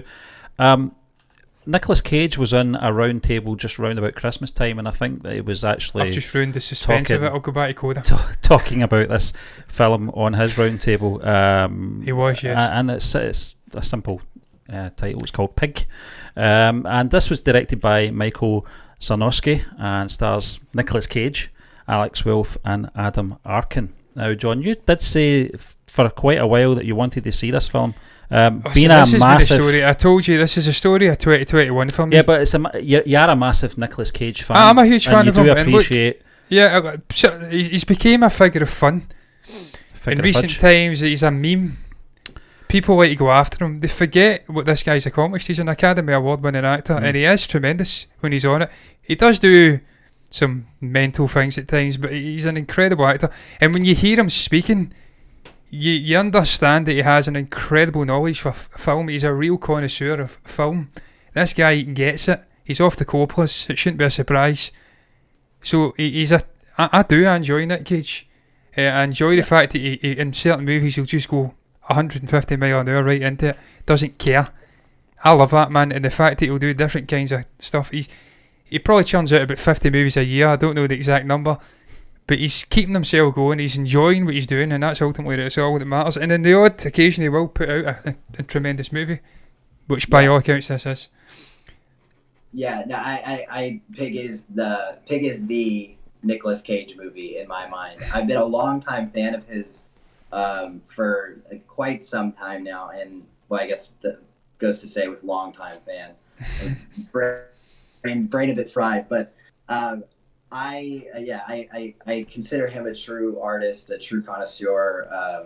It wasn't until sort of my 20s that I started to actually appreciate Nick Cage as an actor, and I think once I did, it started to really open up like a lot of perspective of how I saw even some of the more eclectic performances in his. And there is a few. And he's never went Travolta though. He's never went John Travolta level. He's never ever, for me, he'll do zany things, but he's never struck me as a guy that will phone in. He's always heart and soul right into the project, and he gives his all. He just cares, and he cares in maybe a different way than a lot of other people can sort of perceive it. And I think that he definitely has an ego, and I think that maybe gets the better of him at times, or at least in like the early 2000s when his career, I guess, was sort of stalling. But ultimately, he's always just been someone that's so passionate about the work. And trying to communicate it in the only way that he really knows how to. And a lot of times that comes across to people as, grossly self-indulgent or really just unnecessarily provocative. And I think that while those are criticisms that you can certainly levy against his performances, I don't think that it's what encompasses all of them, because he can be self-indulgent to a point, but at the end of the day, he is always trying to get at the heart of whatever the content is that he's trying to portray. He does have an earnest effort to make a collective whole, make a collective piece. And like you said, like, he is a true lover of film. He does, you can hear it. Yeah. He knows his stuff. He really, really does know his stuff. I mean, I think it was, I can't recall, it was on YouTube that came up, his best performances or something like that. One of those videos, it may be Variety or something like that to do it. I don't think it is. GQ, something like that. And you can tell by listening to the guy that he's got a true passion for the game, for movies. And again, he's Francis Ford Coppola's nephew, isn't he? So he's off a steamed sort of film blood, for lack of a better term. So he's you can see that in his performances, regardless of the quality of film that he is in, whether that be a film like Knowing, where a great concept, maybe a week ending, his devotion and his passion and time that he puts into that performance, is what makes it a good film. It's his you can say that he carries certain films just because it's Nicolas Cage, but he's got a real knack and he's got a real commitment to character acting as well. You see it when he played Big Daddy and Kick-Ass. Huge comic book fan. He is a huge comic book fan. You're absolutely right, John. And reading into his performance and how he wanted to portray that character and paying homage to Adam West's Bruce Wayne / Batman, and if you watch that film and you don't read up on why he did this, as you said, John, he's a big comic book fan, you would think he was absolutely taking the piss. You think, is this guy being serious? He's acting very strange in this film, and at times, a little bit zany, but if you know your history on this actor, you'll know that it's not a piss take. This is how he wants to portray this. This is how his version of this character, and every time you see him in a film, he nails it for me. It doesn't matter how bad that film is, he's not the problem in the film. Oh, I mean, Wicker Man. Wicker Man, yeah. But he's still acting his arse off, for lack of a better term. But Steve, I may have just read it's a fucking terrible movie though, let's be honest. I may have just read the greatest Nick Cage thing I've ever read. He says that he's a goth. He lives with a pet crow that insults him. I just that has made my entire year already. We're only 28 days in. Yeah. And it's made my entire year already. Nick Cage describes himself as having a pet. He's got a pet crow and it adds a goth element to his life. Love it. That's enough for me. That's enough for me, man. The way he dresses as well, he just doesn't give a shit. He's not going 60. He's brilliant, honestly, he's brilliant. Absolutely love him. I did not misfire once. I did not. I did not, yeah. Oh, I love him. I love him, man. And I'll fight his corner all day long. Not that he needs me. I can't wait for your review on this film, John. I'm going to watch it. I'm absolutely going to watch it. It's a short movie as well, if I'm not wrong. It's only about an hour and a half long. Hour 30. Yeah, not a minute wasted. Brilliant. It's a really contemplative drama. It's also, I mean, just weirdly, like the second year in a row now that I have a first-time director as number 2 on my top 10 of the year list. Because last year we had what was it, The Sound of Metal, which I also thought was. Oh yeah, Riz Ahmed, yeah. And this is much the same, where it's just like it's these contemplative, tight-knit dramas, these indie things. There's a lot of really strong performances. I mean, you mentioned Arkin, you mentioned Alex Wolff. I mean, they both do really good jobs bouncing off of Cage. But at the end of the day, this is Cage's film, and I think he talked about it in that roundtable you were mentioning, where he was like the reading it just sung to him, and you can absolutely see it in the performance. There is something so contained within him. There is so much underlying work, scoring every single step that he makes in this performance here. There is this breadth of lore that he has added to this character, and it influences every single piece of dialogue, and it gives so much more weight to these sort of nuanced moments that I think a lesser actor would not have mined in any way even close. But I mean, the script is just that deep. It's deep enough that Cage is able to really sink his teeth completely into it and give completely new life to the types of themes that he's broaching here. It's a film that's deeply about grief, but it's not just about grief. It's about the dissociation of grief, how grief can push us to sort of fabric ends of society and make us completely detached from the lives that we once knew. Yeah. It's a way of sort of protecting ourselves, coddling ourselves with what's familiar to us in our reality. It's I mean, it's a film that's about food, and that may sound weird, but like the food is actually like a really important thematic aspect of Pig. It's this sort of cyclical nature of this thing that goes into you, comes out of you, gives back to the earth, the same way the life and death cycle of the earth works. There's a sort of congruence, there's a parallel sort of plot line happening here with the core themes that a lesser writer just can't do. So, I mean, this is a marvel of a film. It's my brother's favorite film of the year, and I'm hard-pressed to argue with him because it's really that good. Even beyond giving the best performance of the year. If it were my choice, it would be Nick Cage taking the Oscar. Oh God, I'd love to see him win an Oscar again. Yeah. That would be incredible, man. Yeah. And he deserves it for this. Unfortunately, I think it came out at the wrong time. But there was 2 things I wanted to say, and then if you guys want to move on, we can move on. But you had mentioned Kick-Ass, and we were talking about just this. Because he goes for it. That's his whole thing. That's the criticism that everybody can levy to him. And I think that there's that scene in Kick-Ass, and this is spoilers, but he's on fire, and he's still trying to coach Hit Girl through how to sort of circumnavigate the situation that she's found herself in. And a lesser actor, a more safe actor, I think, would have played the scene less about being on fire, more about connecting with the girl. Yeah. And Cage said no. The guy is on fire. He's going to scream at the top of his lungs, and he's going to try to communicate exactly what he needs to get the moment across. And it's one of the most emotional moments in that movie. Yeah, that's heartbreaking. It's actually the thing that I remember the most about Kick-Ass is that moment. And then the other thing was The Wicker Man, and this is just kind of silly, but The Wicker Man has, I think, my favorite line maybe in film ever. When it was, it's that scene. He walks up and someone's holding like a grocery bag. It's like a paper bag. And he looks at it and he's like, oh, what's in the bag? A shark or something? And it's like... That was like an impression, by the way. That was close.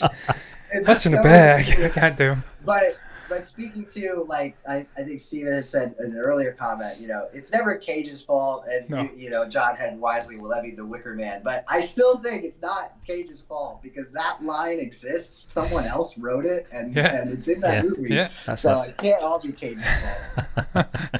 I always say that about George Lucas and Star Wars, that it was never truly any of those actors' faults. They were guilty by association. You can type that shit, but you can't see it. You can type that shit, you can't see it. Yeah. That is also ultimately why George should really have gave his entire wealth to his wife, because she pretty much single-handedly saved his Star Wars thing. She re-edited it along with, was it Kurtz? Yeah, Gary Kurtz, and saved that entire franchise. Marcia, yeah. But wait, I'm going off in another tangent. We're going to move on to number one, the one we've all been waiting for. I can't believe we've covered 10 films in a space of time. It feels like it's fluent. Probably has. It really has, man. We've been going for, I mean, my watch is flat. About... It's nearly 2 hours. Yeah, well, we were kind of late coming in. An hour and a half? Yeah, maybe an hour and a half. An hour and a half, incredible. But it has flew by. You're talking about a good film, it just goes quick. It's and listen, man, the fact that we haven't even, I mean, I've only seen 2 in this list and I'm still having the conversation. I feel like I'm connecting with the movie through you, Gianni, such as the way that you're very descriptive the way you speak. And you can tell, man, that you've watched it, you've really digested it, and you know your shit. I says this before we come on. Well, that's it. You really do know your stuff, when man. Gianni You're speaks, making us... I'm very much, obviously invested in what he's saying, and it's almost like, I'm not saying you're trying to sell the film on us, Gianni, or anything like that, but I'm buying it, But anyway, number 1 is Bo Burnham, Inside. This is a TV special, I believe, which was on Netflix last summer, around about May time, June, and directed by Bo Burnham, written by Bo Burnham, and stars Bo Burnham. So, Meeting John. Yeah. Meeting John Malkovich. Was that even a movie? I don't know. Ignore me. Being John Malkovich, yeah. I seen him in some film, budget Z-list movie the other day, and I was just thinking, what are you doing, John? God, you were something special, and what have you done to yourself?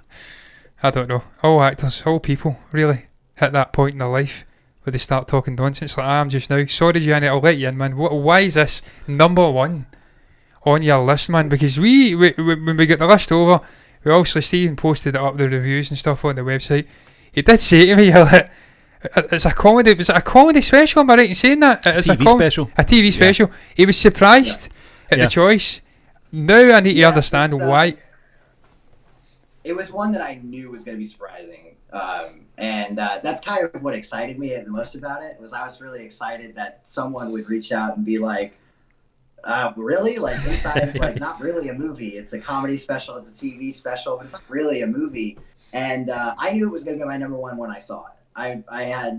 I said, hell or high water, this is going to be my number 1. I'm going to fight for it. And there was times where I was like, oh no, is it not going to be my number 1? Like when I was watching Pig, I was sort of in the throes of Pig's second act, and I saw there's a scene in Pig, and I was like, shit, Inside might have shown up. But I stand by it. It's the movie I've watched the most this year. It's the movie I've listened to the most this year. I have the soundtrack on my phone, and I think cumulatively on Apple Music, according to Apple Music, I spent about 18 hours listening to that soundtrack. So that's like a kind of crazy amount of time to invest in something. But ultimately, like, Inside was a movie that was made for me. It's the reason it's number 1. I mean, aside from the fact that it's a flawless film, I think in terms of lighting and I think in terms of cinematography, I think it's probably one of the best, if not the best, movie on this list. Sure, you can have the caveat that other movies on this list are far more complicated in their CinemaScope, and this is obviously a contained picture. It mostly takes place in one location, and it mostly revolves around one actor as the central focal point. And I think that those are the movies that are obviously the hardest to communicate. But ultimately, what Inside communicated the most to me was, it's always a beautiful day to stay inside, as they say. What a poster. But I mean, what a poster, lovely. And the photograph behind you, Gianni, by the way, I noticed the photograph behind you. Sorry, I'm interrupting you again. I thought that was incredible. No. I thought that was class. It's kind of like all of the... Am I right in saying it's like the classic sort of mobster actors? If I'm right, I've kind of seen it. I've seen Don Corleone. I think I've seen... Yeah, so what you got up there... Oh, sorry, I'm destroying you here. Apologies. This is me. What you got up there is... So that's... it's all the classic mobsters. Yeah, it's like, incredible, man. The Sopranos and the Godfather cast and the Scarface cast, all of them, all up there. And I mean, I have another Sopranos poster over here that you guys can't see. Gianni, I'm going to disappoint you here tremendously, and this is much to my disappointment as well. I have never watched The Sopranos, and I have to watch it. Stephen's uncle, and listen, I love mobster stuff. I love it. Stephen's uncle, David, says it's the greatest TV show ever made. I personally, I vouch for Breaking Bad at the moment because that's what I've seen. It's, for me, the greatest TV show I've ever seen. I have to watch The Sopranos. I must watch it. because everybody that's ever seen it says it's the greatest thing that's ever been made. And of course, there's a movie that kind of offshoot. But I need to watch it. No, it's definitely worth your time. You have to watch Sopranos. It's like one of the most seminal pieces of television ever. And it's, especially if you like mafia things, is like that's a lot of what I think most mafia stuff today is trying to be. And I think that Sopranos kind of like cemented it that like this genre is done, because what else can you find in this? Yep. This is the end all be all. But no, I need to watch it. I have to sit down. And the fact that it's done now, I'm sorry, I'm completely undercutting across what you're speaking about. This your top movie in the list. I love doing it. I love going back and picking something and then just binging it. I did it with X-Files. I did it with Breaking Bad. So I'm going to do it. I'm going to watch it. But I digress, man. Sorry, I'm cutting across, man. Oh no, you're fine. I do it all the time. But I mean, I guess I can connect it back to what we're really saying here, because ultimately, like, all of these things on my wall, I mean, these are all the pieces of content that I consume that I love.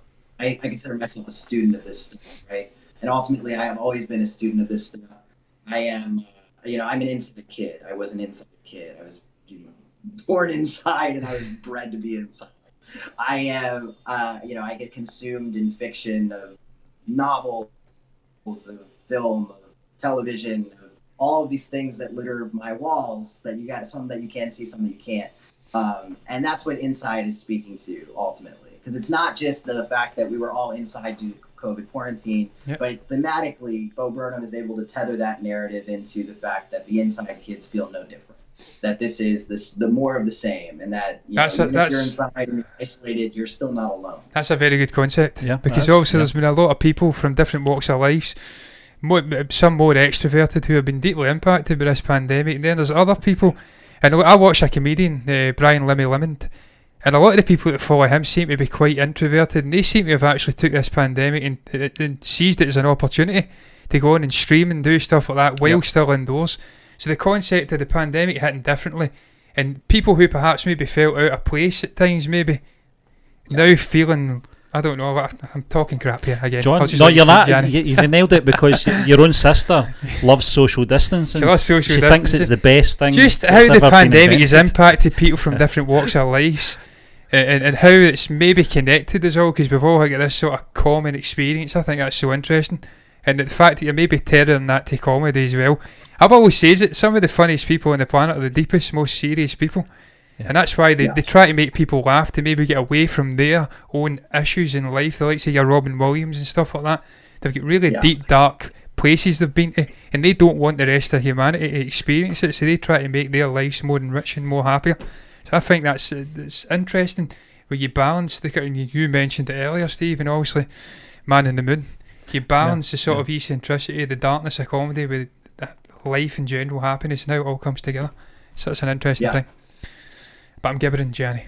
I do this a lot. No, absolutely. I mean, I get caught in my own little mind. It's always the people that are hit the hardest, because that speak to you the most, because they're the people that understand the deepest. And Bo has always been a super empathetic person. He's always been someone that career-wise I've always looked up to. I've never aspired to be a comedian. Maybe when I was very, very young, when I used to watch Dane Cook specials and stuff. But now I'm a different, sort of breed of human. But he's always been someone to look up to, and it feels like, as an artist, and I don't know if you guys ever feel this way, but there's always a handful of artists that really, it feels like they grow up with me. Mm-hmm. And Bo is definitely one of them. And so I'm always rooting for him to succeed. And I think the first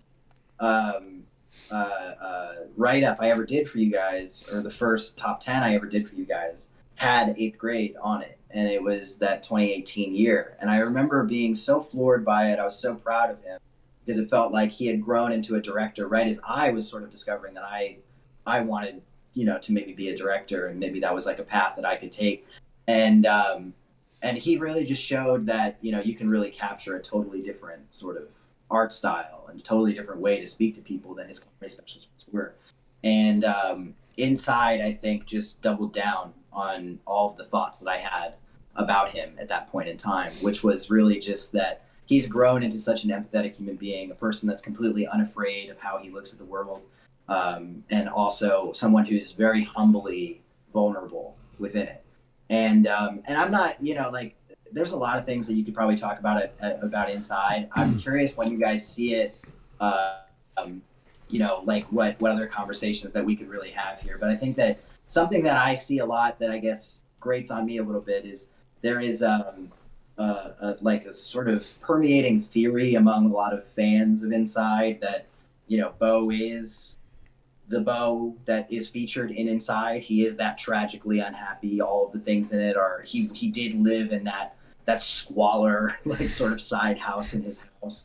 And I don't subscribe to any of those beliefs. I'm not under any illusions that Bo is portraying a character, but all art is drenched in truth. You can't find anything truthful within it if you don't actually risk something yourself. Yeah, and I think that Inside is my number one because it is the most risky. It is the most intimate and vulnerable. I think it was Ricky Gervais that said, the best writers in the world are the people that write about what they know. Yeah. So there is truth in that, yeah. And even when you've got like great musicians like Paul McCartney or something who do tend to write in fantasy settings with fake people, there's always a degree of realness if they're experiencing maybe things that have happened around them that'll bleed into it. So you're absolutely right. There's always a degree of truth in that.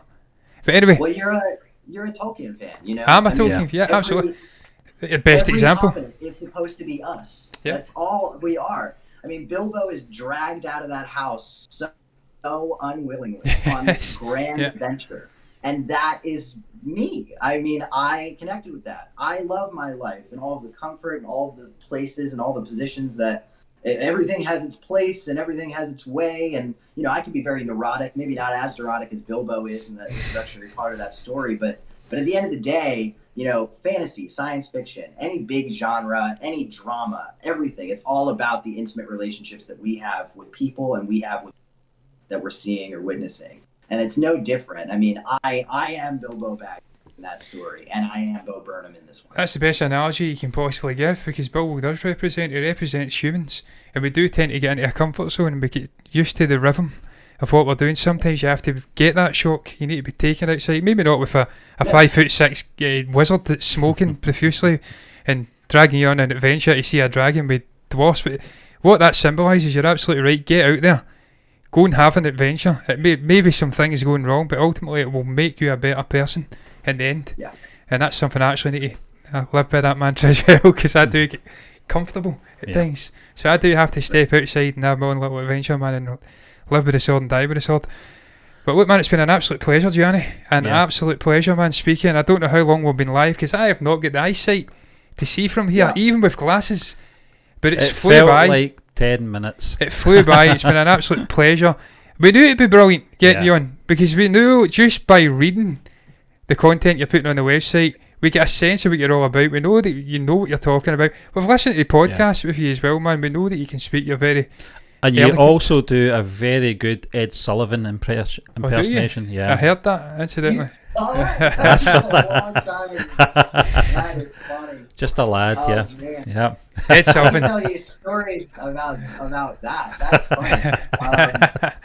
Yeah, I didn't know who Ed Sullivan was and was cast in that show, and then that was like a tent pole of the character that he had to do a really good Ed Sullivan impression. And I was like, oh man, I mean, I do better impressions, I promise you. My Kermit the Frog. We heard that with Nick Cage. We heard that there. There was I felt Nick coming out there. Yeah. Right. When you say what's in the bag, I heard it. Oh, listen, Ed buffed one of our favourite all time. For me, the greatest band of all time. He gave them that platform in the United States to be who they were, and ultimately they never looked back after that. So I'm not going to sit here and say I know everything about Ed Sullivan. I don't. Way before my time, Christ, way before my time. I mean, I adore you guys, and thank you for having me on. I'm a huge fan of both your work and everything the Movie Burner does, and anytime I can do something or say something to help out, and I'm more than happy to. But this is an absolute treat to talk with you guys, and we should do it again. Definitely. And next time I'll watch everything that you put in the list, so we can actually have a discussion and I know what's going on in the movie, because look, some big films coming up in 2022. There are some big films coming up, but the rare moments we actually were speaking about something I'd seen, it was better. We're only a few months away from the Batman, so there you go. Oh, hey, get me on a spoiler cast. 3 hour long movie, so absolutely we'll get you on, Gianni. Absolutely, man, because you know your shit. You know more than us. Absolutely do. And it's always good bouncing off of somebody and learning a thing or two at times, because as we says, the Bilbo Baggins analogy, no one is perfect. You have to go out there and live life, man, and meet different people and get different perspectives. And that's why we'll never be a right-wing, hateful little bitch. But that's a dangerous path to go down, man. We're not going to touch upon politics at the end, because it's a slippery slope that I will never get back out of. So we're going to round it up. Thank you very much for coming. You gotta remind the folks. To everybody that's come in, I don't know who the hell has come in. I've been slipping in and out of the phone. Yeah, I think I've got about 4% battery left. So the phone is ready to go. But there's been a few people bouncing in and out, man. I've been checking on Twitch. Sadly, didn't have access to a chat sort of app or whatever on the PC to see if anyone had come in and commented on Twitch. We do get comments from time to time. And apologies if I've missed anything in terms of raids or anything like that. We have been going for a while. Nothing I can do about it. I've not got any notifications set up for Twitch, sadly. But to anybody that's come in and commented, thank you very much for coming in. I seen Ruth was in, I seen Mike was in, I seen a few people were in. Absolute pleasure creating the content for you people. That's ultimately what it's all about. We're trying to connect with different people on this channel, man. We're trying to do... Because we started off just me and Stephen just blabbering, two Scottish guys that half the world can't understand. And ultimately we realised, well, it's good. Half the time we agree with each other so much that it makes very bland viewing. Yeah. So sometimes you need to get different people. I agree. You need to get people on, man. We need to get new faces on. And look, we've seen your work without regurgitating the same old claptrap. We know you know what you're talking about, Gianni, and it was an absolute pleasure having you on, and we will absolutely have you on again in the future, man. We probably will start with the Batman, because it is coming out a couple of months, a month, 2 months away. So we'll 100% get you on. We'll try and engineer a way of getting more people on this channel, man. 3, 4, 5 people at a time. I want it. Takes the weight off of me having to talk and try and sound like I'm intelligent. But until then, man, until that point, thank you for watching, man. That breakdown, it's MBE Live, I think we're calling it. I'll find a logo and fire it on at some point. That was Gianni's top 10 movies of 2021. Get on the blog, man. We've already got quite a few people subscribed to the blog, man. If you want to be, how shall I put it, elevated, switched on to the world of cinema, you will do worse than reading the works of this man here, Gianni. Because I says it before we come on, this guy could be writing for a major publication such as the knowledge he has. Get onto the blog and subscribe to this guy's work, man. I'm telling you to do it, bitch. And subscribe to our channel as well while you're here. Like the video if you've enjoyed it. Hit the bell icon to get notifications straight to your eyeballs. Follow us over on Twitch as well. There's only about 24 people over there. Get your shit together, man. Follow over there as well. But regardless of what you do, thank you very much. And until the next time, I'm going to go to me. And I've got the intro coming in. That's not right. Bye-bye.